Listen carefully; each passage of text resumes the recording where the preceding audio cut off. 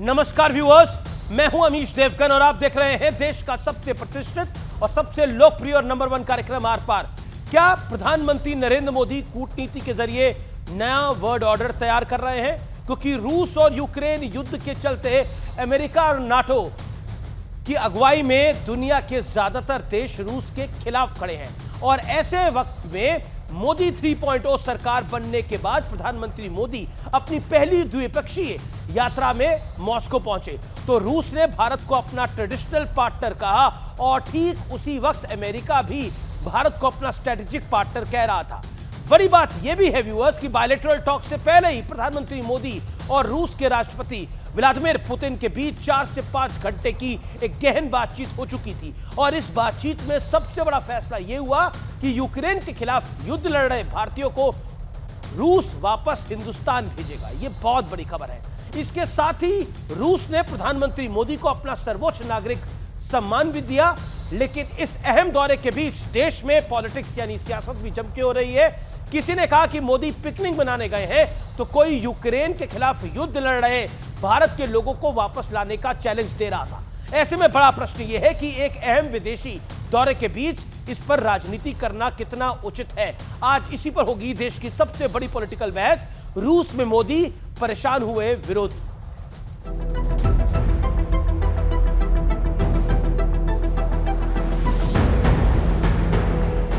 PM Modi के रूस दौरे से पहले विपक्ष ने कई सवाल उठाए, कुछ चैलेंज भी दिए कि 50 युवा रूस के आर्मी में लड़ रहे हैं, हमारे नागरिक हैं और रूस के आर्मी में लड़ रहे हैं और 2 की मौत हुई है। ओवैसी ने कहा कि पीएम मोदी को पुतिन से बात कर यूक्रेन युद्ध में लड़ने गए भारतीयों की भर्ती को रोकना चाहिए। तो ये मसला पीएम मोदी ने द्विपक्षीय बातचीत से पहले डिनर में ही निपटा दिया और रूस यूक्रेन के खिलाफ लड़ रहे भारतीयों को वापस भेजने के लिए तैयार भी हो गया है। पुतिन के साथ द्विपक्षीय बातचीत के दौरान पीएम मोदी ने आतंकवाद और युद्ध के खिलाफ ग्लोबल प्रहार भी किया। आतंकवाद कितना भयानक होता है, कितना घिनौना होता है, तो हम 40 साल से भुगत रहे हैं। बम, बंदूक और गोलियों के बीच समाधान और शांति वार्ताएं सफल नहीं होती हैं। और इत्तेफाक देखिए, एक तरफ मोदी पुतिन से मिल रहे थे तो दूसरी ओर रूस के विरोधी नेटो की भी बैठक चल रही थी। लेकिन यहां भी उम्मीद पीएम मोदी से ही थी। And we would urge India engages with Russia to make clear that any resolution to the conflict in Ukraine needs to be one that respects the UN Charter. और दिलचस्प ये भी है कि प्रधानमंत्री मोदी रूस के बाद सीधा ऑस्ट्रिया पहुंच रहे हैं, जो रूस यूक्रेन युद्ध के बाद रूस का कट्टर विरोधी बन चुका है। लेकिन आज बड़ा सवाल है कि प्रधानमंत्री मोदी के विदेश दौरे पर रहते हुए विपक्ष इस पर राजनीति क्यों कर रहा है।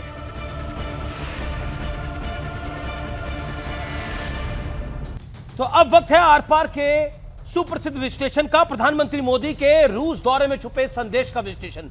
दुनिया को क्या संदेश है? मोदी सरकार इंडिया फर्स्ट की पॉलिसी पर चल रही है जिसमें भारत ही प्रथम है और कुछ प्रथम नहीं है। पश्चिम को संदेश क्या है, यानी पश्चिमी देशों को संदेश क्या है? भारत पर ना नेटो ना अमेरिका का कोई दबाव है। अब सोचिए, रूस में भारत का प्रधानमंत्री है और अमेरिका कह रहा है कि भारत हमारा सबसे इंपॉर्टेंट स्ट्रेटेजिक पार्टनर है। दोस्ती और भरोसे का संदेश क्या है? आपको बता देते हैं, भारत और रूस के संबंध में किसी तीसरे देश का कोई रोल नहीं है। यह आत्मनिर्भर भारत की, मजबूत भारत की एक बड़ी इबारत है और यह बहुत बड़ा मैसेज है व्यूअर्स। और मैं अपने यंग व्यूअर्स को कहना चाहूंगा, यह बहुत बड़ा संदेश है भारत की तरफ से कि हमारे बीच में कोई तीसरा देश नहीं है। इसके अलावा रूस को संदेश क्या है? पुतिन के सामने प्रधानमंत्री मोदी बोले, युद्ध किसी भी समस्या का हल नहीं है, समाधान नहीं है। यह बड़ी बात बोली गई। चीन को संदेश क्या है? यह महत्वपूर्ण है। रूस सिर्फ चीन के भरोसे नहीं बैठा है, भारत रूस का मजबूत साझेदार है। यानी यहां पर हवाई बातें नहीं है, ग्राउंड जीरो पर काम है। राष्ट्रहित सर्वोपरि वाला संदेश यह है कि यूक्रेन के खिलाफ रूस की तरफ से युद्ध लड़ रहे भारतीयों की वापसी सुनिश्चित करवाई है, जिसका चैलेंज दिया जा रहा था। विपक्ष के कई नेताओं ने खुला और ओपन चैलेंज दिया था नरेंद्र मोदी को कि यह करके दिखाइए तो आपको मानेंगे। अब उनका क्या कहना है इस विषय के ऊपर। लेकिन आज का बड़ा प्रश्न क्या है, बड़ा सवाल क्या है? बड़ा सवाल क्या, मोदी कूटनीति के जरिए नया वर्ल्ड ऑर्डर तैयार कर रहे हैं और विपक्ष सियासत में उलझा है, क्योंकि विपक्ष कह रहा है पिकनिक मना रहे हैं नरेंद्र मोदी। विपक्ष कह रहा है कि प्रधानमंत्री मोदी छुट्टी मनाने के लिए चले गए हैं। मेरे साथ बात करने के लिए शहजाद पूनावाला हैं, इस चर्चा के अंदर भारतीय जनता पार्टी के नेता प्रवक्ता हैं, उनका अभिनंदन है। मेरे साथ lieutenant general retired Shankar Prasad साहब हैं, उनका अभिनंदन है। मेरे साथ डॉक्टर अनुराग भदौरिया हैं, प्रवक्ता समाजवादी पार्टी के, उनका अभिनंदन है। विवेक श्रीवास्तव है, नेता लेफ्ट के, उनका अभिनंदन है। प्रोफेसर अनवर पाशा हैं, वरिष्ठ नेता हैं, राष्ट्रीय जनता दल के प्रवक्ता हैं और प्रोफेसर भी हैं और कूटनीति के मामलों को समझते भी हैं। तो पाशा साहब, शुरुआत आप ही से कर लेते हैं। क्या आपको लगता है कि भारत की एक बड़ी कूटनीतिक जीत हुई है और इस कूटनीतिक जीत में आप लोगों का भी योगदान है? आपने चैलेंज दिया था, विपक्ष ने चैलेंज दिया था कि करके दिखाएं। भारत के कूटनीति के इतिहास को अगर आप देखें तो वो इतिहास हमारा बहुत ही शानदार रहा है। और अगर रशिया के साथ के रिलेशन को भी अगर आप देखें, रूस के साथ के उसके संबंध को अगर आप देखें तो एक बहुत ही मजबूत संबंध रूस के साथ रहा है हमारा। जो पहले सोवियत यूनियन हुआ करता था उसके साथ भी हमारा बहुत ही मजबूत संबंध रहा है। हर स्तर पे उसके साथ हमारा एक मजबूत संबंध रहा है और हम उस संबंध की वजह से हमने अपने राष्ट्र को भी काफी कुछ प्राप्त किया हमारे राष्ट्र ने उस संबंध से। सवाल ये पैदा होता है, अभी हमारे प्रधानमंत्री जी गए हैं रशिया, रूस गए हैं, तो ये देखिए इसमें कोई आपत्ति नहीं है, वो हमारे राष्ट्र के मुखिया हैं और जाहिर है कि वो राष्ट्र हित के लिए अगर वो जाते हैं बाहर और वो कोई भी समझौता करते हैं, कोई ट्रीटी करते हैं, उसका स्वागत किया जाना चाहिए। हम उसका स्वागत करते हैं, नहीं, हम उसका मैं विरोध आपको से नहीं बताता हूं, करते। मैं विरोध इस बात आपको का कि है इंडिया अलायंस कि के आप पार्टनर हैं, इसलिए आरजेडी को ये बात को सुनना चाहिए। संजय राउत कहते हैं प्रधानमंत्री को तो देश के बाहर रहना पसंद करते हैं, देश की जो समस्या है उनसे रूबरू नहीं होना चाहते, पिकनिक मनाने चले जाते हैं। अच्छा, अमीश जी, मैं इसी तरह की बातें बाकी विपक्षी नेता भी कर रहे हैं। मैं उसी पे आ रहा हूं जी। अमीश जी, मैं उसी पे आ रहा हूं। पिछले 10 वर्षों का जो हमारा तजर्बा रहा है, अनुभव रहा है, जो देखा हमने, हमारे प्रधानमंत्री जी, जाहिर है कि जितने भी प्रधानमंत्री अब तक हुए देश में, सबसे ज्यादा विदेश का दौरा करने वाले हमारे प्रधानमंत्री मोदी जी रहे हैं। उनका एक पांव हमेशा विदेश में ही रहता है। लेकिन उस दौरे से भारत ने प्राप्त क्या किया? भारत दुनिया के लिए एक बाजार बन गया है। हम अपने यहां निवेश नहीं ला पाए भारत से, हम अपने ट्रेड को नहीं बढ़ा पाए, बाहर के देशों से ही हम सिर्फ आयात करते रहते हैं, निर्यात हम करते रहे कि भारत दुनिया के लिए बाजार बन गया है। अगर उनके विदेश दौरे से भारत के हित को अगर नहीं साधा जा सकता, हित नहीं, भारत के हित में नहीं है, तो जाहिर है कि अगर अंबानी और अडानी जी के हित में वो विदेश दौरा है तो हम उस दौरे को नहीं मानते।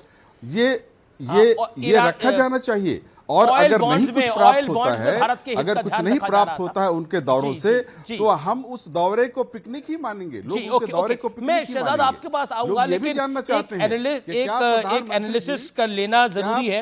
Lieutenant general retired Shankar Prasad साहब से। शंकर प्रसाद साहब, एक second, you made your point for 2 minutes, humble submission. Shankar Prasad साहब, कोई फायदा होता नहीं है, हमारे नेता चले जाते हैं, हमारे प्रधानमंत्री चले जाते हैं। एक तो पॉलिटिक्स है, एक है ग्राउंड जीरो से इंफॉर्मेशन। जो इंफॉर्मेशन आ रही है, जो जानकारी मिल रही है, उसमें सर्वोच्च नागरिक सम्मान है। उसके बाद सबसे बड़ी बात, जो उससे भी बड़ा मैं मानता हूं, वो है हमारे 40 भारतीयों को वतन वापसी होगी जो रूस की तरफ से युद्ध लड़ रहे थे। ये सामान्य घटना नहीं है। जी, आप बिल्कुल ठीक कह रहे हैं। देखिए, सबको ये समझना चाहिए कि भारत और रशिया के कम से कम 50 साल के अच्छे रिलेशनशिप हैं, उससे ज़्यादा कई हैं। 1971 वॉर में रशिया ने हमारी कितनी मदद की थी वो सब आपको मालूम है। आपको ये भी मालूम है कि भारत सेना के अंदर आज काफ़ी तादाद में रशियन इक्विपमेंट है, नए इक्विपमेंट की भी बात हो रही है। जो ये आज की विज़िट है, ये एक बड़ी स्पेशल विज़िट है, मैं कहूँगा बड़ी महत्वपूर्ण विज़िट है, क्योंकि भारत इस समय वर्ल्ड में वहाँ खड़ा है जहाँ पर कि कोई और देश इस मुकाबले में खड़ा नहीं हो पा रहा है। दुनिया इस समय 2 हिस्सों में बंट चुकी है। एक तरफ अमेरिका और नेटो कंट्रीज़ हैं और दूसरी तरफ रशिया है, चाइना है, उसके साथ नॉर्थ कोरिया और ईरान वगैरह मिल जाते हैं। लेकिन भारत जो है इस समय वो अपने खुद पैरों पे अलग खड़ा है।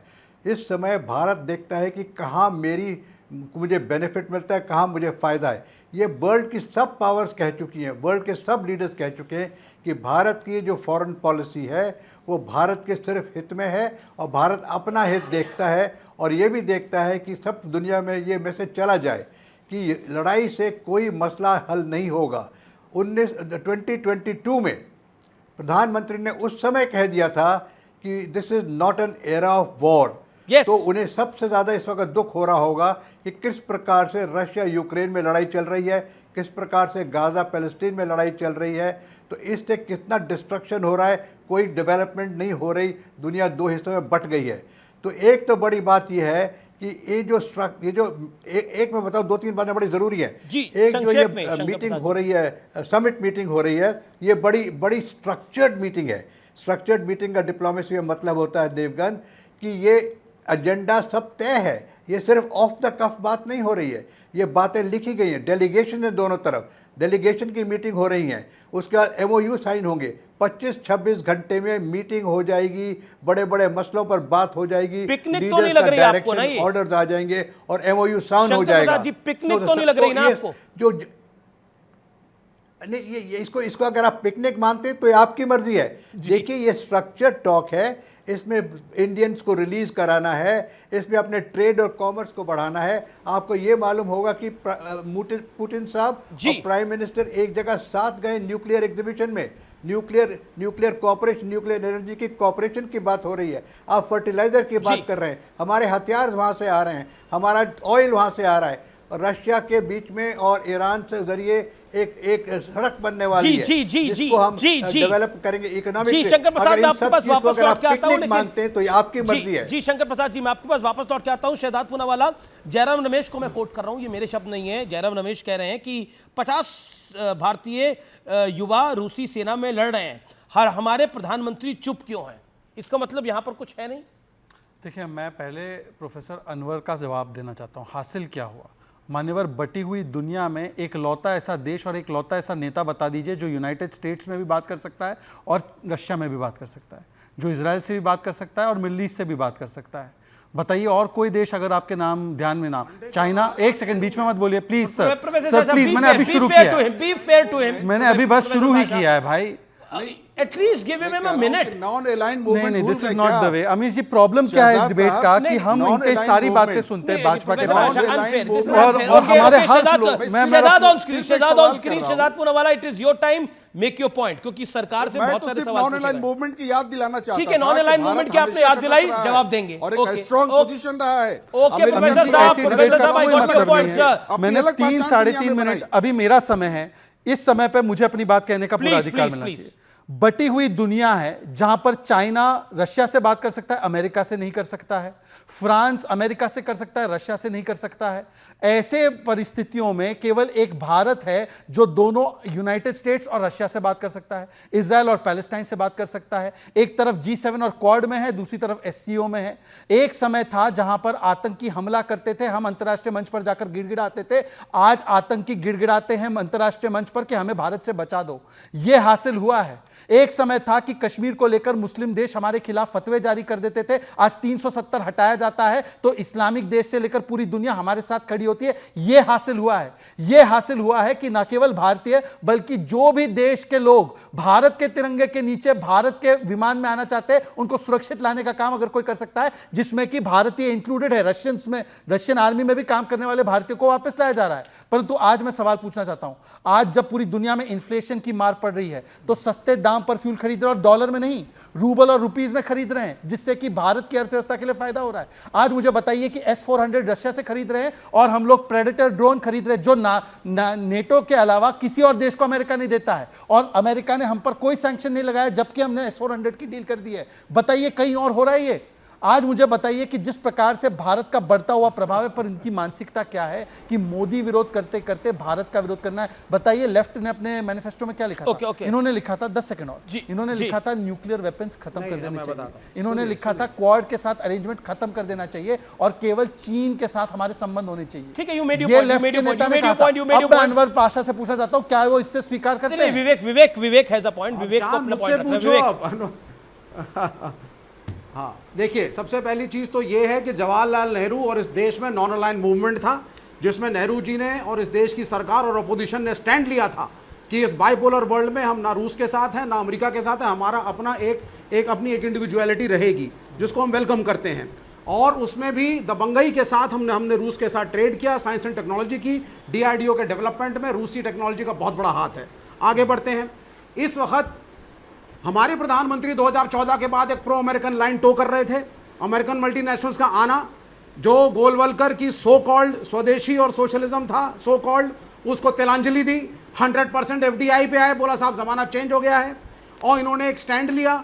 लेकिन आज आप ये डैमेज कंट्रोल की कोशिश कर रहे हैं। आज जब अग्रेसिव तरीके से पैलेस्टीन के इशू के ऊपर north Korea, China, Russia, Iran और बहुत से देश इकट्ठे हो रहे हैं, और बहुत ज्यादा एक हमारा डिप्लोमेटिक नुकसान होने की संभावना थी, तो प्रधानमंत्री लास्ट मोमेंट पे डैमेज कंट्रोल के लिए पहुंचे। यूक्रेन और रूस का युद्ध समय से चल रहा है। पड़ोसी मुल्क के प्रधानमंत्री को सिर्फ इसलिए रिजाइन करना पड़ा, इमरान खान को हटाया गया, उनकी आर्मी को प्रेशर दिया अमेरिकन ने, because he befriended the Russians. Pakistan से भारत का तो कंपैरिजन कर रहे हैं आप जी। जो है और पॉइंट नंबर 2, please पाकिस्तान से तो भारत का कंपैरिजन मत करिए। पॉइंट नंबर 2, आपने I have बोला not कि completed. एक सेकंड, आपने बोला कि रूस के साथ हमने बराबर का हमने अपना एक तरह से हमने एक अपना इकलौता स्टैंड रखा। हम अमेरिका से भी दूर थे, हम रूस से भी दूर थे। मैं आपको याद दिलाता हूं, इंदिरा गांधी के दौर में रूस से दूर थे हम। मित्रों की इन फाइल्स में क्या क्या लिखा हुआ है? उसमें तो लिखा गया है कि मंत्री और सांसद हमारे पेरोल पे थे, मित्रों की इन फाइल्स में, KGF फाइल्स के अंदर। पॉइंट नंबर 3 नहीं सुनना पड़ेगा। डॉक्टर मनमोहन सिंह ने जब न्यूक्लियर डील करी थी, जब समर्थन आपने जब विड्रॉ करा था, तब किसकी लाइन ड्रॉ कर रहा था? यूपीए सरकार। कमाल की बात करते हैं आप। आज भारत अपनी जमीन पर खुद खड़ा हुआ है। भारत अपनी कुछ नहीं कर रहा है, डैमेज कंट्रोल कर रहा है, गिमिक्स करने गए प्रधानमंत्री। पिकनिक मनाई जा रही है वहां पर। यूक्रेन का रशिया से युद्ध पता नहीं कब से चल रहा है। ये सो के उठे हैं प्रधानमंत्री। शंकर प्रसाद भी कुछ कहना चाहते हैं, लेकिन आप सो के उठे हैं प्रधानमंत्री। Political reaction from you. देखिए, मैं केवल इतना पूछना चाहता हूँ, अभी इन्होंने वाहवाही की कि नॉन अलाइन मूवमेंट में, वहाँ तो हम लोग ना इधर के रहे ना उधर के रहे। मुझे बताइए एक बात कि रशिया ने कौन सी टेक्नोलॉजी दे दी? आज AK-203 सीरीज की राइफल बन रही है, आज ब्रह्मोस मिसाइल जो है वो एक्सपोर्ट हो रहा है। आपको कौन सी टेक्नोलॉजी मिल गई थी और अमेरिका से कौन सी टेक्नोलॉजी मिल गई थी? मतलब उस समय पर दोनों से आपने किनारा। एक सेकंड सर, विवेक जी बीच में मत बोलिए। विवेक जी कृपया करके बीच में मत बोलिए। विवेक जी कृपया मत बोलिए यहाँ पर। अमीश जी, मैं मेरी बात सुनता हूं, मेरी बात तो जनता को कैसे पता चलेगा? ये तो बड़ा अन्याय है कि मैं स्टूडियो में बैठ के इनकी बातें सुन रहा हूँ, या तो मैं भी अनुशासनहीनता करूँ। नहीं, बिल्कुल अपने अपने समय पर बोलते, अपने अपने समय में विवेक फॉलो करते हैं। और दूसरी नहीं फॉलो करते। विवेक जी, मैं तो आपसे ट्राइंग टू से कि रशिया मैं अपनी बात पूरी कर लूं क्या? क्या आप ये कहना चाहते हैं? आपको गैस करने की जरूरत नहीं है, वो बोलेंगे जो उनको बोलना है भाई।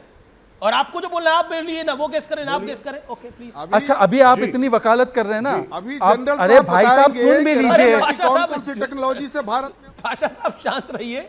अमीश जी, ये तरीका डिबेट का बड़ा अनफेयर है भाजपा के लिए। एनीवेज, मैं अपनी बात कंप्लीट करता हूँ। ठीक है, अभी मैं सारी बातें रखता हूँ। इंटरनेशनल डिप्लोमेसी में आप भूल जाते हैं। हाँ, वो पता है कि मतलब जिनके 4 डिस्ट्रिक्ट के आगे बात नहीं है, वो अमेरिका की बात करे, ठीक है करे वो। परंतु मैं विवेक जी से एक ही सवाल पूछना चाहता हूँ। कांग्रेस का ऑफिशियल स्टैंड है कि यूक्रेन रशिया क्राइसिस में रशिया के खिलाफ यूनाइटेड नेशंस में वोट करना चाहिए था। क्या आप इसके पक्ष में खिलाफ है? बताइए। हमने ये सारी चीजों को रेजिस्ट करते हुए कहा कि हम प्रिंसिपल के साथ खड़े कि युद्ध का समय नहीं है, परंतु हम अपने पुराने दोस्तों को नहीं भूलेंगे, और यूनाइटेड नेशंस में हमने जो स्टैंड लिया, एब्सटेन करने का, वो स्टैंड लिया। अब मुझे बता दीजिए कि जो कांग्रेस स्टैंड लेने के लिए कह रही थी, यूक्रेन के साथ वोट कीजिए, आप उसके पक्ष में खिलाफ है? बोलिए। अरे सुनिए सर। हाँ बोलिए। सुनिए सर, सुनिए। बोलिए। आप रूस में जाकर के डंका पीट के आते हैं कि साहब भारत सरकार युद्ध के खिलाफ है और बातचीत करनी चाहिए, यूक्रेन रशिया को नहीं लड़ना चाहिए। और इंडिया में जब मैं कहता हूं कि चाइना पाकिस्तान से बात करके शांति वार्ता करो, तो मुझको आप देश पाकिस्तान से बात क्यों ना करें? पाकिस्तान से बात करनी है, ये असली एजेंडा है।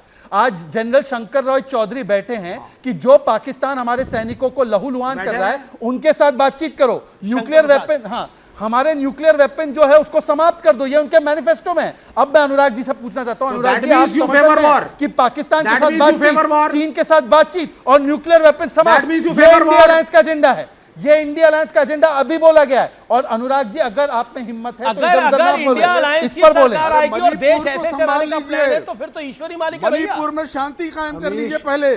उसके ऐसा बाद कुछ नहीं यूक्रेन है। और रशियन ये वार गलत रुकवाइएगा। कोट कर रहे मणिपुर हैं। को संभालिए पहले। ये गलत मणिपुर कोट कर रहे हैं, संभल नहीं रहा शहजाद पूना वाला। मणिपुर तो संभल नहीं रहा है। प्रोफेसर साहब एक नई थ्योरी लेकर मणिपुर आए हैं। नहीं संभल रहा है। एक सेकंड अनुराग, 10 सेकंड शांत प्रधानमंत्री रहिए। एक बार प्रोफेसर साहब मणिपुर एक नई नहीं थ्योरी गए। लेकर आए। प्रोफेसर जब साहब क्या मणिपुर थ्योरी आपकी संभालिए क्या है? शांत कर पहले, लीजिए। तब वर्ल्ड वार को संभालिएगा, पहले मणिपुर संभालिए। ठीक है, मणिपुर संभालिए पहले, फिर वर्ल्ड वार संभालिएगा। Okay okay okay okay. नहीं, इस लॉजिक के हिसाब से तो 91, 93, 97 में तो मणिपुर में ज्यादा क्राइसिस हुआ, तो उस समय के प्रधानमंत्री विदेश यात्रा पे नहीं जाते थे, विदेश नीति नहीं अपनाते थे। इसीलिए मैं कहता हूं ऐसी नई कोई फेज क्राइसिस की तरह नहीं बात पहले, मत किया जैसी करें। क्राइसिस कम से आज कम है। कूटनीति और विदेश 1.5 नीति साल से पर क्राइसिस 9th है, फेज की और तरह बात क्राइसिस ना नहीं करें। है। कम से हिंसा कम है ऐसे वहाँ, विषयों हिंसा। पर गंभीरता से कम प्रोफेसर टाइटल को जस्टिफाई कीजिए। इस प्रकार से 9वीं फेल की तरह बात ना करें। आपके हिसाब से तो 91, आप 93, पहली 97 फेल में की तरह जब बात crisis कर था, रहे हो तब ना। तो विदेश नीति नहीं आपको अपनानी मालूम चाहिए थी नहीं अपनी। है non aligned north movement east का में, नाम सारे सुना था। नॉर्थ ईस्ट के स्टेट्स में नॉन अलाइंड कोई ना मूवमेंट का कोई नाम सुना था क्राइसिस चल रहा था, तो डॉक्टर कभी इसकी अनुराग नहीं करनी गुजरिया, चाहिए थी। डॉक्टर इंटायर अनुराग पाकिस्तान गुजरिया, से बातचीत, अनुराग इंटायर गुजरिया पॉलिटिकल पाकिस्तान साइंस वेट कर रहे हैं। नॉन एक अलाइंड सेकंड। मूवमेंट नहीं पढ़ोगे। Professor Pasha, professor entire Pasha, political professor science Pasha, अगर पढ़ोगे ऐसा लग तो रहा है नॉन कि अलाइंड आज मूवमेंट आपकी के बारे में आवाज बात नहीं पुतिन कर साहब भी पाओगे। सुन लेंगे। आज आपकी आवाज पुतिन साहब भी सुन लेंगे। इंटायर लेकिन पॉलिटिकल साइंस पढ़ने वाले शहजाद पूना वाला, इंटायर पॉलिटिकल साइंस की पहली की किताब पढ़ने वाले नॉन अलाइंड मूवमेंट का नाम तक नहीं जानता होगा ये। अच्छा जी, क्या क्या टेक्नोलॉजी हमने रशिया से ली, जनरल साहब बताएंगे। पिछले 60-70 वर्षों में हमने रशिया से क्या क्या टेक्नोलॉजी ली, क्या क्या टेक्नोलॉजी ली हमने रशिया प्रोफेसर साहब आप जवाब जनरल सुनिए ना। साहब आपने बोला, बताएंगे आपने बोला ऑडियो मुझे डाउन करना पड़ेगा एक एक करके। जनरल साहब ओके जनरल ओके साहब ओके बताएंगे कि हमने ओके पिछले 60 वर्षों में एक 70 सेकंड वर्षों में professor Pasha, you made Russia your से क्या point. प्रोफेसर टेक्नोलॉजी पाशा, हमने humble ली, submission जनरल audio साहब down. बताएंगे आपको। शेहजाद 30 सेकंड। प्रोफेसर साहब, आपने क्योंकि चुनौती दी, आपने बोला नॉन अलाइंड मूवमेंट के बारे में आप कुछ नहीं जानते होंगे।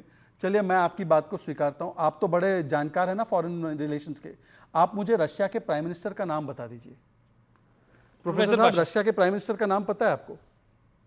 प्रोफेसर पाशा, रशिया के प्राइम मिनिस्टर का नाम पता है? भारत की आर्मी 10 वर्षों में नहीं बनी है। भाई साहब, आप भारत रशिया की आर्मी 10 भारत के वर्षों में ऊपर बनी है डिबेट क्या? में बैठे हैं। रशिया के प्रधानमंत्री का नाम पता है आपको? आप तो प्रोफेसर है, मैं तो एंटायर पॉलिटिकल साइंस वाला हूं। पूछ लीजिए। अरे अनुराग जी गूगल करके ही बोल ले। अनुराग जी गूगल करके ही बोल ले प्रधानमंत्री का नाम। ओके डॉक्टर अनुराग, अरे प्रधानमंत्री जी से पूछ लो ना। अच्छा ठीक है अनुराग जी ऑन स्क्रीन। पहले रशिया के प्रधानमंत्री का नाम बता दो। ओके ये ओके अनुराग गुजरिया प्रधानमंत्री से पूछो जी। इंटायर पॉलिटिकल साइंस प्रधानमंत्री से पूछो। ये इंडिया अलायंस के ही घटक दल बोल रहे हैं, बीजेपी नहीं बोल रही है। बोलिए। देखिए अमित जी, अगर आप डिबेट करवाते हैं तो कम से कम स्टूडियो में ऐसे लोगों को मत बुलाइए जो डिबेट को हाईजैक करें और आपकी जगह सवाल पूछना शुरू कर दें। ये ठीक नहीं है, परंपरा ठीक नहीं है, इसको सुधारिए। नहीं तो सबको स्टूडियो से बाहर रखिए, ये तो ठीक नहीं है ना। वो सवाल पूछे लगेंगे, हम पूछेंगे अभी हाथरस के एसएसपी कौन है, इतना बड़ा कांड हो गया, हाथरस का डीएम कौन है बताइए। अपने देश में जो इतना बड़ा कांड हो गया उसके डीएम का नाम बताइए, बताएंगे आप? एसडीएम का नाम बताइए क्या है। ये सब फालतू आपको जवाब देने की जगह पहले आप बताओ कि हाथरस के सूरज पाल के रशिया के में गया कौन नहीं बताइए। बोला। अभी मैं आपके बीच में नहीं बोला, मुझे अपने बोलने दीजिए। इनको चुप कराइए। निवेदन है कि पॉइंट पे रहे। बस ये बेवजह की बातें, माने जिसका वजह नहीं है। सवाल ये है, इस देश के अंदर में रशिया से इंडिया का संबंध आज से नहीं है, 50 साल से है और मजबूत और शानदार संबंध रहा है। जैसे हमारे जनरल साहब भी बता रहे थे, 1971 में उन्होंने हमारी जब वार हुआ था मदद भी की थी। तो अच्छी बात है ना, हमारे संबंध पुराने हैं। तब तो भारतीय जनता पार्टी की सरकार नहीं थी, तो फिर जब भारतीय जनता पार्टी की सरकार नहीं थी, जब संबंध हमारे पुराने अच्छे हैं तो अच्छी बात है, और अच्छे हो रहे हैं। और भारत की बात होती है, हिंदुस्तान की बात होती है। हिंदुस्तान को सही कहा आपने अमित जी कि आज भारत अपने पैरों पे खड़ा है। अरे भारत हमेशा अपने पैरों पे, अपनी जमीन पे खड़ा मिला है क्योंकि मजबूत है। हमें घमंड है भारत पे क्योंकि हम हिंदुस्तानी हैं। हमें घमंड है कि हमारा भारत हमेशा सर उठा के जीता है। तो फिर हमें घमंड है कि मेरे देश में कोई भी प्रधानमंत्री हो विदेश में जाता है। इंडिया अलायंस के नेतागणों को क्यों लग रहा है कि पिकनिक मनाने गए हैं प्रधानमंत्री मोदी? बोलने दीजिए। जब मेरा हिंदुस्तान का कोई प्रश्न ही नहीं किया था मैंने, आपको बोलना शुरू कर दिया। हिंदुस्तान मेरा प्रश्न है कि प्रधानमंत्री पिकनिक मनाने गए हैं, ये इंडिया अलायंस के नेता क्यों कह रहे हैं? मैं कह रहा हूं हिंदुस्तान का कोई भी प्रधानमंत्री, क्योंकि हिंदुस्तान का प्रधानमंत्री होता है ना। भारतीय जनता पार्टी ये ना बोले कि भारतीय जनता पार्टी का प्रधानमंत्री, ऐसा बोलने की कोशिश नहीं होनी चाहिए। वो ऐसा दिखाने की बात करते हैं कि नहीं, भारतीय जनता पार्टी के प्रधानमंत्री हैं। अरे भाई, हिंदुस्तान के प्रधानमंत्री हैं और हिंदुस्तान का हर व्यक्ति मजबूत है। हर व्यक्ति की वजह से आज प्रधानमंत्री मजबूत होते हैं। हिंदुस्तान के कोई प्रधानमंत्री हो, किसी दल किसी पार्टी का हो, क्योंकि हिंदुस्तान का एक एक व्यक्ति मजबूत है पूरे वर्ल्ड में, इसलिए हिंदुस्तान का सम्मान होता है। अमेरिका जाइए तो हिंदुस्तान के आपको यहाँ सॉफ्टवेयर इंजीनियर, बड़े बड़े इंटेलिजेंट आपको डॉक्टर मिलेंगे। आप अमेरिका चाहे आप यूके जाइए आपको मिलेंगे। क्यों? उन्होंने, मैं कहने का प्रयास ये कर रहा हूं कि हिंदुस्तान मजबूत है, इसलिए हिंदुस्तान के मैं समझ गया, हिंदुस्तान मजबूत है। दूसरी बात, एक एक नागरिक मजबूत है, विश्व पूरी दुनिया में हिंदुस्तान का जो भी व्यक्ति है वो मजबूत है। ये सब अच्छी बात है, लेकिन मजबूती के साथ मेरे सवाल का जवाब भी दे दीजिए महाशय। मेरा सवाल ये है कि अभी आपके बगल में बैठ के विवेक ने बोला, महाराष्ट्र में संजय राउत ने बोला, और भी बड़े सारे नेताओं ने बोला, मैं सबके नाम क्या गिनाऊं आपको, कि नरेंद्र मोदी पिकनिक मनाने के लिए गए हैं। और एक चैलेंज दिया, कांग्रेस ने चैलेंज दिया कि मोदी उन 40-50 युवाओं को वापस लौट लेकर आए जो कि फंस गए हैं वहां पर। तो सब ये वो युवा वापस आ रहे हैं। अब आप बताइए क्या करिए। मुझे अच्छा ये बताइए, देश के प्रधानमंत्री जी बाहर जाएंगे तो क्या हिंदुस्तान का कोई काम नहीं करेंगे? इसके पहले जो प्रधानमंत्री होते थे हिंदुस्तान का कोई काम नहीं करते थे क्या? अरे हिंदुस्तान, प्रधानमंत्री जी की जिम्मेदारी है कि जाएंगे, हिंदुस्तान की बात करेंगे, हिंदुस्तान का काम करेंगे, हिंदुस्तान के जो सोल्जर उनको लेके आएंगे। तो इसमें चिल्लाने की क्या जरूरत है? मुझे ये नहीं समझ में आया अभी तक। भाई ये हिंदुस्तान की, ये तो उनकी जिम्मेदारी है ना, हिंदुस्तान के पूरे, चूंकि उनके 140 करोड़ की पॉपुलेशन का देश है और उनकी जिम्मेदारी। हम अगर सवाल पलट के पूछ देंगे, नहीं, अभी जवाब नहीं हुआ, तब से बीजेपी के प्रवक्ता ही बोलेंगे तो हम लोग कब बोलेंगे बताइए? मुझे बोलने दे। नहीं, ये गलत बात है अमीश, ये गलत बात है। आप 18-19 मिनट बाद आएंगे कि बीजेपी के प्रवक्ता कोई बुलवाएंगे तो आप उन्हीं को अकेले बुलाया करो। हाँ, नहीं, आप बीजेपी के प्रवक्ता को अकेले बुलाया करो, बोला आप बोलते रहो और सब लोग बोल। अरे हमें बोल भी तो खोलने दो थोड़ी। चलिए, अभी तो आप बोलने दीजिए। मुझे बोलने नहीं देना चाहते क्योंकि एक्सपोज हो जाते हैं। ये गलत बात है, ऐसे नहीं चलेगा, ऐसा नहीं चलेगा अमीश जी, ऐसा नहीं चलेगा। हाथरस के हम लोग सवाल उठाते हैं जब देश के हाथरस पे मैंने चर्चा कर ली है। हाथरस का विषय बहुत चर्चा हो चुकी है।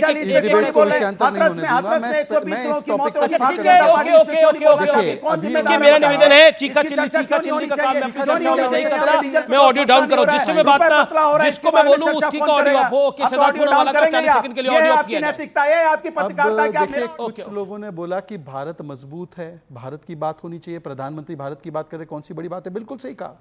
पर जब एक सांसद भारत के बाहर जाकर यह कहे कि भारत के लोकतांत्रिक संस्थाओं में हस्तक्षेप होना चाहिए, जब भारत का एक सांसद जो आगे जाके नेता प्रतिपक्ष बनता है वो वकालत करे कि भारत की संस्थाएं ठीक से नहीं चलती है, भारत की सेना के मनोबल पर चोट करते हुए सर्जिकल स्ट्राइक और बालाकोट पर सवाल उठाए, तब ऐसे व्यक्ति को क्या कहेंगे? और मैं एक सिंपल और एक स्पेसिफिक सवाल पूछना चाहता हूं।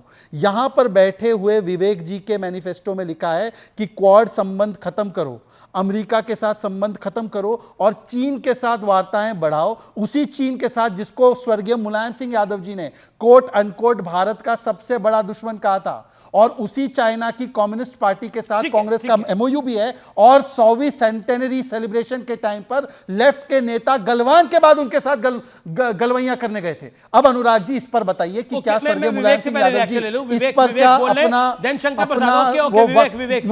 वक्तव्य प्रकट कीजिए। विवेक जी देन शंकर प्रसाद जी। नहीं, स्वर्गीय मुलायम सिंह यादव जी क्या कहते थे चीन के विषय में, और ये क्या कह रहे हैं? बोलने दिया जाएगा कि नहीं?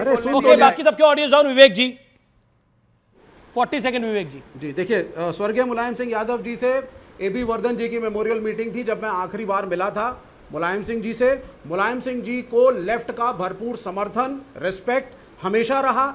एक समय ऐसा था जब प्रेस चीन के विषय पे क्या बोला है कि कॉमरेड हरकिशन सिंह सुरजीत का, प्लीज ये कीप क्वाइट। चीन के विषय पे आपका मैनिफेस्टो और उनकी राय वो बताइए ना भाई साहब। I am coming to it, will you come ना, then come to it. You the anchor, so keep shut. नहीं, कीप शट का सवाल नहीं है। मैं अपनी बात रखूं तो 10 बार ही टोकेंगे और आप पूरी दुनिया का ज्ञान बांटेंगे। चलिए ना, पॉइंट पे आइए ना। चाइना के विषय में क्या लिखा है मैनिफेस्टो में? I am coming to the point. Come to the point. Who are you to decide? I will speak. अच्छा, तो आप बोलिए फिर, यहाँ पे आप बात करना शुरू कर दीजिए आपके मार्क्सिज्म का। ये मार्क्सिज्म की क्लास थोड़ी लगा रखी है पत्रकार। अरे प्लीज कीप क्वाइट। अरे यार, बचकाना मत करो, थोड़ा सा भारत मार्क्सिज्म की क्लास नहीं है, वो जेएनयू के कैंटीन में जाकर आप पढ़ाओ, यहाँ पर विषय पर बात करो। बेटा ऐसा है, तुम वापस स्कूल के बच्चों, बेटा ऐसा है, बंगाल में टिके नहीं, त्रिपुरा में रहे नहीं, केरल में अभी बचे नहीं। आप बताइए, अब बच्चे कहाँ? आप बच्चे कहाँ हो भाई साहब? चलिए अब मुझे लगता है कि मुझे मत सिखाओ। I need to speak अभी। चाइना पे आपका स्टैंड क्या है? ओके, एक वैलिड सवाल था विवेक जी, एंड यू आर आप एक सीजन्ड आदमी है, तो मुझे 40 सेकंड दिया जाए ना सर। उस प्रश्न ये का तो जवाब एंकर नहीं है ना। सवाल था कि क्या आपने बिल्कुल बोला दे रहे हैं। प्रधानमंत्री पिकनिक Let के लिए me- गए आप, अरे फिर भाई, शहजाद मुझे का एक बोलने वैलिड देगा पॉइंट कोई? था, उसका जवाब तो मुझे बोलने दीजिए, आप शहजाद की बैटिंग ना करें, मुझे बोलने दीजिए जरा 40 second. Shehzad he is not the anchor, he is not suppose to interview. नहीं, he सुनिए is चाप not. चाप अब You make क्या सबसे पहली चीज है, लास्ट टाइम, हाँ तो he is trying to be the anchor, that is the he is problem. not. वही वही वो भी कह रहे हैं, अनुराग भदौरिया भी। अरे अनुराग, हाँ वही तो प्रॉब्लम। अब सुनिए सर, आप ये है कि जब पत्रकार और सीनियर पत्रकार जब पूछते थे मुलायम सिंह यादव से कि कॉमरेड हरकिशन सिंह सुरजीत ने ये बयान दिया है तो आप इस पर क्या बोलेंगे, तो मुलायम सिंह जी का कहना था कॉमरेड ने कहा, मतलब मुलायम सिंह ने कहा। अब आप सुन लीजिए, जब मुलायम सिंह जी यादव डिफेंस मिनिस्टर बने तो एक ट्रीटी साइन की गई भारत सरकार और चीन के बीच में, जिसमें लाइन ऑफ कंट्रोल के कुछ मीटर उधर और कुछ मीटर इधर तक गन्स और असला अलाउड नहीं था। यह मुलायम सिंह यादव की एज अ डिफेंस मिनिस्टर बहुत बड़ी कामयाबी थी और लेफ्ट का कामयाबी पूर्ण थी। समर्थन था उनको। हमारे और जिसकी वजह सेना से के इस बार भी जब सैनिकों से skirmish हुआ, हथियार तो ले लेना minimum कामयाबी थी। casualties on both sides. Keep shut. नहीं, Keep नहीं, shut. जनरल जी से पूछिए कि Minimum कामयाबी casualties थी। on both sides. We are a peace loving country. हम एक अरे पर हम शांतिपूर्वक peace देश loving है, है, लेकिन- minimum लेकिन- casualties हुई हैं दोनों तरफ की। सेंसिबल बात करो। तो Sensible अमेरिका बात के करो। साथ ओके, peace शंकर loving प्रसाद, relationship बात मत मुझे करो। शंकर प्रसाद जी के पास जाना है। शंकर प्रसाद, हम पीस लविंग कंट्री है, इसमें कोई दो राय नहीं है, हम शांति चाहते हैं, लेकिन शांति किस कीमत पर हम चाहते हैं? What is the cost of this piece? देखिए शांति हम चाहते हैं और शांति हमने मेंटेन कर रखी है। पहले तो 2-3 बड़े सवालों का जवाब दे दो जो इस डिबेट में बहुत अहमियत रखते हैं। किसी ने कहा कि हम पाकिस्तान से, चाइना से बात क्यों नहीं करते। देखिए हम वर्ल्ड में सबसे बात करते हैं और करने को तैयार हैं। हम रशिया से बात करते हैं, यूक्रेन के प्रेसिडेंट से बात करते हैं, अमेरिकन प्रेसिडेंट पीछे से आगे जब भी मारते हैं हमारे प्राइम मिनिस्टर करते हैं, उसके हमारी आगे नहीं यूरोप विवेक विवेक जी के साथ है। वो आपके बीच में नहीं बोले। अच्छा सुन लीजिए, अरे मैं पॉलिटिकल बात नहीं कर रहा भाई, अपनी बात पॉलिटिकल, आप झगड़ा करते रहे कि मेरी बात अलग सुन लीजिए।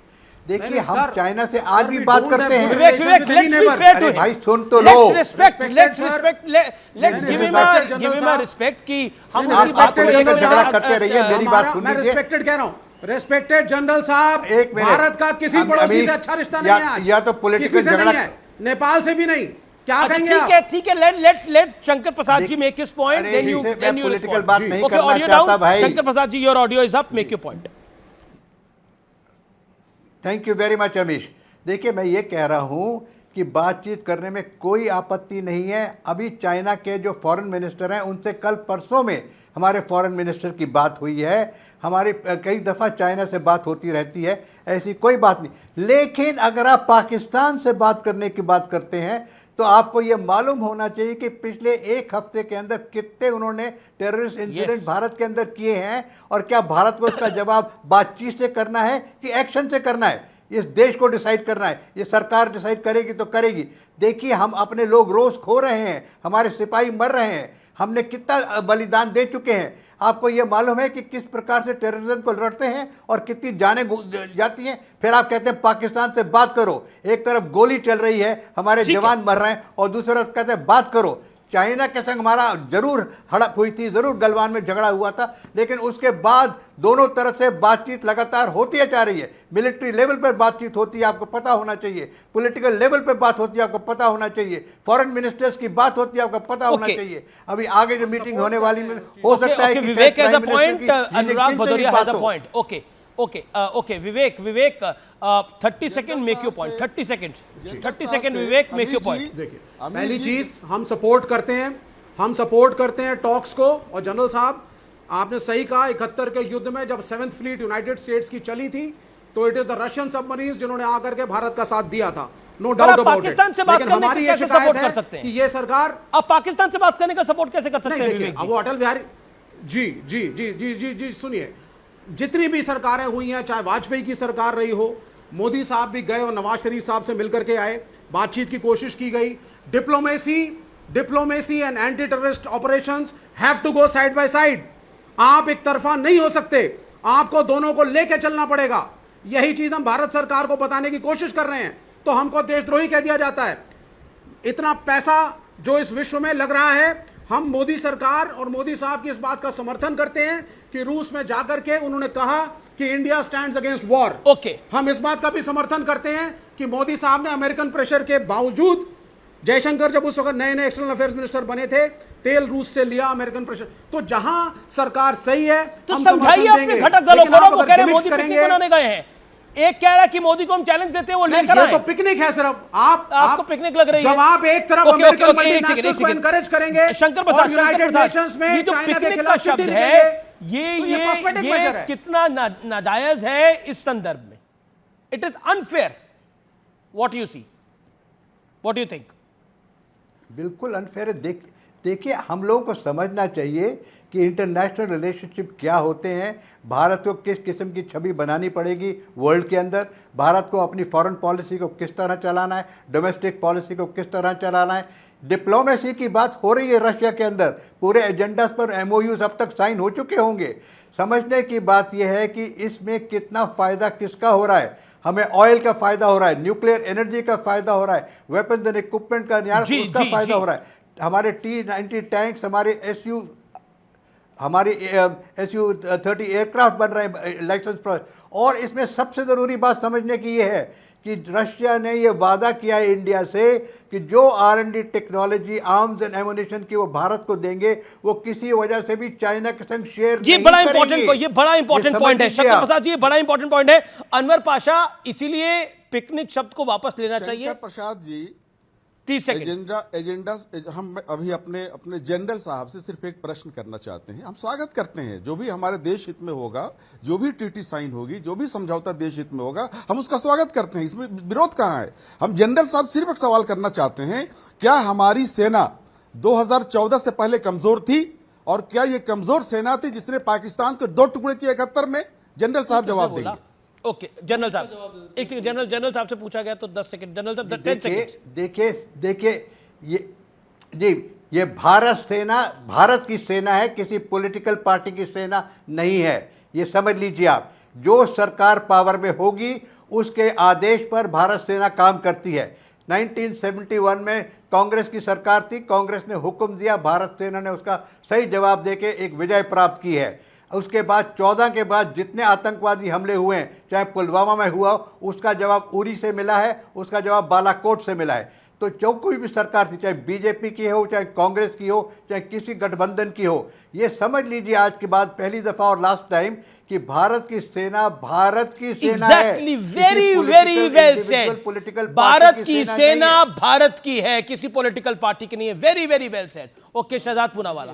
जब सेना ने 2014 के पहले जब भी पराक्रम दिखाया था, कभी किसी नेता प्रतिपक्ष ने खड़े होकर सबूत मांगे थे? और जब उरी के बाद सर्जिकल स्ट्राइक हुआ तो डीजीएमओ ने अनाउंस किया, सेना का अनाउंसमेंट था वो, कोई राजनीतिक अनाउंसमेंट नहीं, सबूत मांगे गए। बालाकोट हुआ, उसके बाद सबूत मांगे गए। मुझे बताइए कि मनोबल तोड़ने के लिए अभी क्या कहा गया है अग्निवीर के विषय में कि मुआवजा नहीं मिला? प्लीज मैं रिक्वेस्ट कर रहा हूँ, मेरी बात आ जाने दीजिए, मेरी बात आ जाने दीजिए। आपके बीच में बिल्कुल नहीं बोले शहजाद, फिर आप बोलते हैं शहजाद इंटरवीन करते हैं। सेना के मेरी बात पूरी हो जानी चाहिए अमित जी। मेरे किसी भी स्टेटमेंट में 20 सेकंड से आप अपनी बात को रखिए। उसके बाद कांग्रेस के नेता प्रतिपक्ष जो है, उन्होंने कहा कि अरुणाचल में सेना की पिटाई कर दी गई है। और अभी आपने कहा कि देखिए, अभी कहा गया कि हम जो है पीसफुल रिलेशन और सारे ट्रीटीज को मानते हैं। अभी लेफ्ट ने, और ये उनका मैनिफेस्टो है, उन्होंने कहा है कि यूएसए के साथ और क्वाड के साथ हमारी ट्रीटी समाप्त कर दी जाए और हमारे न्यूक्लियर वेपन तो समाप्त हो जाए, परंतु अगर ईरान और नॉर्थ कोरिया वेपन बनाता है तो ये कम्युनिस्ट पार्टी सेलिब्रेट करती है। अब इस पर मैं स्पेसिफिकली पूछ रहा हूं पाशा जी, क्या भारत जवाब क्या भारत यूएसए के साथ 30 सेकंड पाशा साहब, पीसीआर 30 सेकंड के बाद ऑडियो आप डाउन करिएगा। 30 सेकंड पाशा साहब। सेना को पॉलिटिसाइज करने का काम किसने किया? सेना के इंदिरा जी नाम पर वोट मांगने का काम किसने किया? इंदिरा जी ने। सेना के नाम पर वोट मांगने का काम कांग्रेस ने किया। कांग्रेस ने ये कहकर कि इंदिरा ने 2 टुकड़े किए, पॉलिटिकल मीटिंग में किया। आप इंदिरा ने 2 टुकड़े किए, ये कहकर। आपकी हिस्ट्री 14 से शुरू होती है, आपकी हिस्ट्री 14 से शुरू होती है। इसको नहीं मालूम होगा आपको किसने सेना के नाम पर वोट मांगा था पुलवामा के बाद? देश जानता है इस बात को। सेना को कौन पॉलिटिसाइज कर रहा है? आप आतंकवादियों के नाम पे वोट मांग रहे थे। सेना भारत आप पीएफआई के नाम पे मांग रहे थे। भारत की सेना है। आप सेना पॉलिटिकल पार्टी की सेना नहीं है, भाजपा की सेना नहीं है, मोदी जी की सेना नहीं है। सेना भारत की सेना है और हमें अपनी सेना पर फख्र है, हमें अपने सेना पर गर्व है। सेना पर फख्र है ना, पर गर्व है, सेना पर फख्र है ना। तो सेना जब कहती है कि हमने सर्जिकल स्ट्राइक किया तो सबूत क्यों मांगा गया? आप बताइए कि जब सेना बालाकोट एयर स्ट्राइक करती है तो सबूत क्यों मांगते हैं? और ओसामा को ओसामा जी किसने कहा भाई?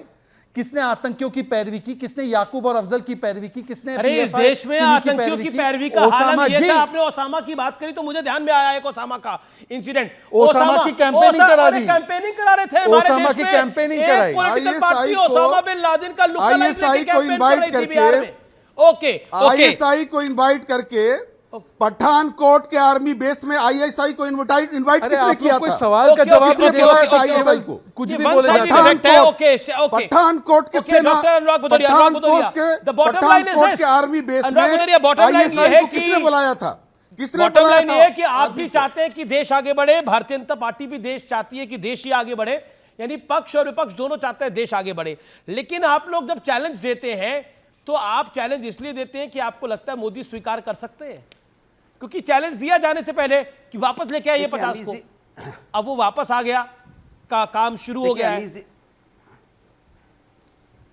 देखिए अमीर जी, एक बड़ी बात है कि हम देश की तीसरी नंबर पार्टी हैं, बड़ी पार्टी हैं। बिल्कुल, आपने मुझे 40 मिनट में मात्र 1.5 मिनट भी नहीं बोलने दिया। ये 3.5 मिनट से ऊपर दिया था सर। इससे ज्यादा हम क्या कहें आगे? देश की सबसे बड़ी पार्टी को कितना समय मिला वो भी देख सर, लीजिए। हाथ जोड़ के निवेदन है। नहीं आप देख ले, हाँ सबसे बड़ी पार्टी को तो सारा समय से वो तो एंकरिंग ही कर रहे हैं। 1 वर्सेस 3 है, रोना बंद करो, तुम ये बताओ, बिल बिलाना बंद करो, 3 हो आप लोग, वो दूसरों से सवाल 3 हो आप लोग, बिल बिलाना बंद करो, बिल बिलाना बंद कीजिए। अरे देश की तीसरे नंबर की पार्टी के तीसरे नंबर के प्रवक्ता है ये, पार्टी के सम्मान दीजिए। काम 2 नंबर हम ही क्या है, तीसरे नंबर क्यों, हम 5वें नंबर को? नहीं काम 2 नंबर ही है, तीसरे नंबर पे कमाल की बात कर रहे जी, आप क्या बोलते हैं? हम कहते हैं मैं एक कार्यकर्ता हूं, तीसरे नंबर का भी नहीं हूं, मैं एक छोटा सा कार्यकर्ता हूं। आपके लिए होंगे तीसरे दूसरे, मैं तो एक छोटा सा आपका बड़प्पन है, आप बहुत बड़े नेता हैं, आप चुनाव आपका बड़प्पन है, आप ओके आप बड़प्पन है भाई, आप चुनाव लड़ चुके हैं, बड़े नेता हैं भैया। आपको भविष्य में एक मंत्री के तौर पर लोग देख रहे हैं। जब भी केंद्र में सपा की सरकार बनेगी, जब भी केंद्र में सपा की सरकार बनेगी, आप पे बड़ी जिम्मेदारी होगी, हो सकता है वित्त मंत्री बन जाए आप। अच्छा ठीक है, मैं अपनी बात कह लूं, बेस्ट विशेस है हमारी आपको। अच्छा ठीक है, अब मैं अपनी बात कह लूं।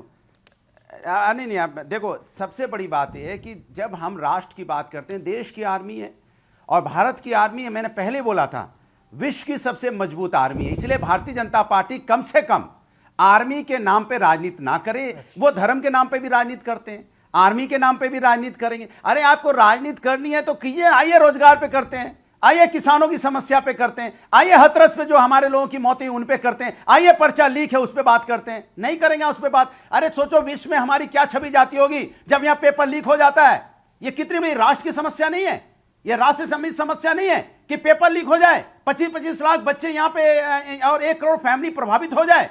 इसमें हमारे विश्व में हमारी छवि नहीं गिरती। हमारी छवि नहीं गिरती जब देश की पहलवान महिलाओं को रोड पे घसीटा जाता है, तो राष्ट्र की छवि नहीं गिरती। बहुत बड़ी ब्रेकिंग स्टोरी भी मैं की तरफ आगे बढ़ा हूं। फारूक अब्दुल्ला का एक बहुत बड़ा बयान है, विवादित बयान है, पाकिस्तान को लेकर एक बयान दिया है कि अब तो बहुत जल्द युद्ध होगा, लड़ाई होगी और मेरी और आपकी बर्बादी भी होगी। यानी फारूक अब्दुल्ला को लग रहा है कि अगर युद्ध होगा तो भारत की बर्बादी हो जाएगी। फारूक अब्दुल्ला का इस बयान पर मैं पहला रिएक्शन लेता हूं बीजेपी के प्रवक्ता से, Shehzad Poonawalla, your first reaction to this. ये स्वाभाविक रिएक्शन है फारूक अब्दुल्ला का। इन्होंने ही कहा था ना कि पाकिस्तान चूड़ियां पहनकर थोड़ी बैठा है। ये पर अगर युद्ध होगा तो हमारी और आपकी बर्बादी होगी। इसका मतलब साफ है कि ये पाकिस्तान कितना बड़ा और विशाल देश है, उससे हमें डरना चाहिए, बातचीत कर लेनी चाहिए। और उन्होंने कहा था कि चीन अभी पाकिस्तान कौन सा, और उन्होंने कहा था कि चीन की सहायता के साथ 370 बहाल करना चाहिए। अब इस पैनल पर भी चीन और पाकिस्तान के साथ हमदर्दी की वकालत लेफ्ट ने की है, परंतु इंडिया अलायंस के बड़े नेता आरजेडी और तीसरी नंबर की तीसरे वाले प्रवक्ता बताए कि इंडिया अलायंस के स्टैंड पर क्या स्टैंड है। तीसरी नंबर की पार्टी है तो स्टैंड लेना, भागना मत इधर उधर। क्या जो फारूक अब्दुल्ला ने बोला स्ट्रेट बिल्कुल सीधा सवाल है। और आपने बोला अमीश देवगन आप हमें समय कम देते हो, हम तीसरे नंबर की पार्टी है। सर जब आपकी 3 सीटें थी ना तब भी अमीश देवगन आपको स्टूडियो में बुलाता था, आपको समय देता था। जब आपकी 5 सीटें थी ना तब भी समय देता था। तो हम सबको बराबर का समय ही देते हैं। इसलिए पॉइंट सीधा है, मेरा सवाल सीधा है, जो फारूक अब्दुल्ला ने बोला सही या गलत? इंडिया अलायंस क्या कहता है इसके ऊपर? इंडिया अलायंस के बड़े नेता फारूक अब्दुल्ला और ये स्ट्रैटेजिक पार्टनर है आपके, और ये तीसरी नंबर की देखिए, दरअसल में भारतीय जनता पार्टी सच्चाई का सामना नहीं करना अरे चाहती। तीसरी नंबर की पार्टी स्टैंड लीजिए भाई। नहीं भागने मत दीजिए इनको, विषय से नहीं भागेंगे, विषय से नहीं भागेंगे। मैं इंटरप्ट करूंगा जब तक विषय पर बोलेंगे, विषय पर बोलिए। बिल्कुल विषय पे बोलेंगे वो, लेकिन आप इंटरव्यू न करें। हटाइए, इस बदतमीज एंकर को हटाइए। ये कौन है फर्जी? देखो ऐसा है, सड़क छाप गुंडों की पार्टी से मैं मुंह नहीं लगता। आप तीसरे नंबर की पार्टी है तो आप बोलिए, तीसरे नंबर की पार्टी फारूक अब्दुल्ला पे क्या कहते हैं आप? फारूक अब्दुल्ला पे क्या बोलते हैं आप? फारूक अब्दुल्ला पे अनुराग गुदरिया, फारूक अब्दुल्ला पर आप क्या बोलते हैं? अरे मुझे बोलने दीजिए भाई। हाँ बोलिए, फारूक अब्दुल्ला पे आप क्या बोलते हैं? 20 सेकंड दीजिए प्रभु, बोलने दीजिए। हाँ, देखिए, मैंने बोला, जब मैं बात कर रहा था तो आपसे साफ साफ कह रहा, इस देश के अंदर में मैंने कहा ना, हिंदुस्तान बहुत मजबूत हिंदुस्तान है। फारूक अब्दुल्ला पे क्या बोलते हैं? प्यार 140 करोड़ की जनता करती। सुनिए मेरी बात सुन लीजिए ना। 140 करोड़ इस देश के हिंदुस्तान को प्यार करने वाली जनता है। किसी के कहने सुनने से हिंदुस्तान नहीं चलता है। इतनी हिम्मत नहीं है फारूक अब्दुल्ला को कंडेम करने की, और आप सवाल पूछते हैं कि मोदी को यह करना चाहिए, मोदी को वो करना चाहिए। अरे फारूक अब्दुल्ला को तो कंडेम करिए। अरे ये देश हार जाएगा क्या अगर पाकिस्तान से लड़ाई होगी? मेरा ये सवाल बात कैसे सत्ता कोई से बोल पूछना सकता है। है? आखिर सत्ता क्या कर रही है बताइए, सत्ता क्या कर रही है? सत्ता से सवाल पूछूंगा ना मैं। आप कह रहे इससे पूछो, उसका सवाल का जवाब दो, उसका सवाल का जवाब दो। मैं सत्ता पर से सवाल पूछूंगा कि सत्ता क्या कर रही है। सत्ता को लगता है अगर कोई गलत है, अगर कोई गलत काम करता है तो जिम्मेदारी सत्ता की होती है। लेफ्टिनेंट जनरल मेरे साथ है, मैं उनका रुख करता हूं। शंकर प्रसाद, फारूक अब्दुल्ला की बात को सुन के को आपको गुस्सा तो आया होगा, शब्द क्या है आप? देखिए, गुस्से की बात नहीं है, ये एक ऐसी बात है जिस पर कोई क्लियरेंस देने की जरूरत नहीं, कोई क्लैरिटी देने की जरूरत नहीं। 1948 में कौन पिटा, 1965 में कौन पिटा, 1971 में कौन पिटा, 1999 में कारगिल में कौन पिटा?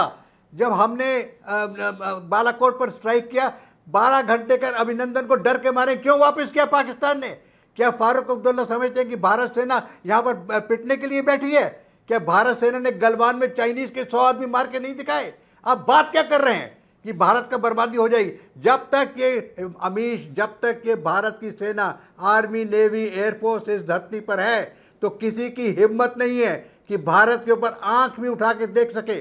जो ये आतंकवाद का खेल कर रहे हैं ना, उनका बयान है। और मैं विवेक एक वाक्य केवल एक वाक्य। अमीश जी, ये तो राहुल गांधी का बयान है कि अरुणाचल में सेना पिट कर आई। ये तो राहुल गांधी का बयान है, सरेंडर कर दिया जमीन। तो आप फारूक अब्दुल्ला को क्यों नंबर 1 की पार्टी, नंबर 3 की पार्टी, सभी की ये लाइन है, इसीलिए विवेक जी ने एग्री करेंगे। विवेक, फारूक अब्दुल्ला की बात को आप कंडेम करते हैं? आई थिंक जिस स्पिरिट से, बिल्कुल जिस स्पिरिट से प्राइम मिनिस्टर गए हैं, यहाँ पे बीजेपी का प्रवक्ता उस स्पिरिट के बिल्कुल अपोजिट बोल रहा है। प्राइम मिनिस्टर कह रहे हैं प्रधानमंत्री स्पिरिट से गए हैं कि पाकिस्तान भारत को बर्बाद कर देगा। क्या बात कर रहे हैं आप mister Pasha? Do you agree with Farooq Abdullah और you condemn it? Amish ji, loud and clear बोलिएगा, इफ एंड बट नहीं। फारूक अब्दुल्ला जी ने क्या, हाँ, फारूक अब्दुल्ला साहब ने क्या कहा है, किस संदर्भ में कहा है, क्या संदर्भ होगा इसका? सुना नहीं है, इसलिए मैं उस पर कोई प्रतिक्रिया मैं नहीं दूंगा। मैं सिर्फ ये कहना चाहता हूं कि युद्ध, उन्होंने कहा कश्मीर को लेकर मसला है, अब तो लड़ाई होगी और लड़ाई में मेरी और आपकी बर्बादी होगी। हम शांति चाहते हैं। अमीश जी सुनिए, अरे किस कीमत पे शांति चाहते हैं जी? अगर कोई भी देश हमारी तरफ, कोई देश अगर हमारे ऊपर आंख उठा करके देखेगा तो आंख उठा के देख रहा है जी, हम उसकी आंख उठा के देख रहा है। हमारी सेना के पास मुझे जनरल बिपिन रावत के शांति चाहते हैं, पूरे विश्व में शांति चाहते हैं। हम 2.5 मोर्चों पर लड़ाई लड़ रहे हैं, हम पूरे विश्व में शांति चाहते हैं। आज लड़ाई तो देश के अंदर अपनी है। हम शांति के उपासक हैं, हम शांति के उपासक हैं। अरे जिन्होंने जंगल बिहार में कायम किया वो शांति के उपासक हैं। पाकिस्तान के साथ शांति चाहिए आपको, लेकिन अब वक्त है आर पार में सत्य और तथ्य का, और सत्य और तथ्य मैं आपके समक्ष लेके आता हूं। और आज की सबसे बड़ी खबर यही है कि भारत एक बार फिर विदेश में फंसे अपने नागरिकों की वतन वापसी का रास्ता साफ कराने में कामयाब हुआ है। लंबे वक्त से तमाम विपक्षी दल मोदी सरकार को इस मुद्दे पर लगातार घेर रहे थे कि रूस की तरफ से लड़ रहे भारतीय सैनिकों की देश वापसी कब होगी। विदेश मंत्रालय के मुताबिक रूस की सेना में इस वक्त 30 से 40 भारतीय सैनिक हैं, जबकि यूक्रेन के खिलाफ लड़ते हुए 2 भारतीय सैनिकों की जान भी जा चुकी है। लेकिन अब प्रधानमंत्री मोदी की सफल कूटनीतिक कोशिशों के बाद भारतीय सैनिकों की वतन वापसी संभव हो चुकी है, क्योंकि रूस के राष्ट्रपति व्लादिमीर पुतिन ने भारत की मांग को मान लिया है। भारत में यह बड़ा राजनीतिक मुद्दा है, क्योंकि एआईएमएम के चीफ अवैसी, कांग्रेस के नेता जयराम रमेश, ये तमाम नेता सवाल उठा रहे थे कि ये लोग वतन वापस कब आएंगे। लेकिन अब जब वतन वापस आ रहे हैं तो कोई कुछ नहीं कहना चाह रहा, सब मौन है। मनमोहन सिंह की रशियन प्रेसिडेंट के वहां पीएम के साथ 10 साल में 16 बार मुलाकात हुई, यह भी कहा गया, जबकि पुतिन और पीएम मोदी के बीच 10 सालों में केवल 11 बार मुलाकात हुई है। तो अब यह भी सवाल पूछे गए, लेकिन कुल मिलाकर कुछ हासिल नहीं हुआ और ये तमाम लोग जो हैं ये वापस आ रहे हैं। लेकिन ये पहला मौका नहीं है कि भारत के नागरिकों की सकुशल वापसी हो रही है। याद करिए कोविड काल, कितने लोग फंसे थे, कितने लोगों को चिंता थी, कितने परिवारों को चिंता थी, लेकिन वो नागरिक सकुशल वापस भारतवर्ष में आए और चुपचाप आए। उसके बाद आप याद करिए यूक्रेन और रशिया के युद्ध के दौरान कितने लोग भारतीय स्टूडेंट फंसे थे, लेकिन वो सकुशल भारत में उनकी वतन वापसी हुई। यह सामान्य घटना नहीं थी, यह सामान्य घटना नहीं थी। ऐसा कई बार हो चुका है, ऐसा कई बार हो चुका है बीते 10 साल के अंदर, लेकिन शायद कुछ लोगों को दिखता नहीं है। और ये वही लोग हैं जिनको ऐसा लगता है कि भारत और पाकिस्तान का युद्ध होगा तो हम बर्बाद हो जाएंगे। ये वही लोग हैं, इन्हें प्लीज पहचानिए। और जनरल बिपिन रावत, स्वर्गीय जनरल बिपिन रावत की बात को याद रखिए। 2.5 मोर्चे पे हिंदुस्तान लड़ रहा है, और वो 2.5 मोर्चा कौन सा है आप समझते हैं अच्छे से।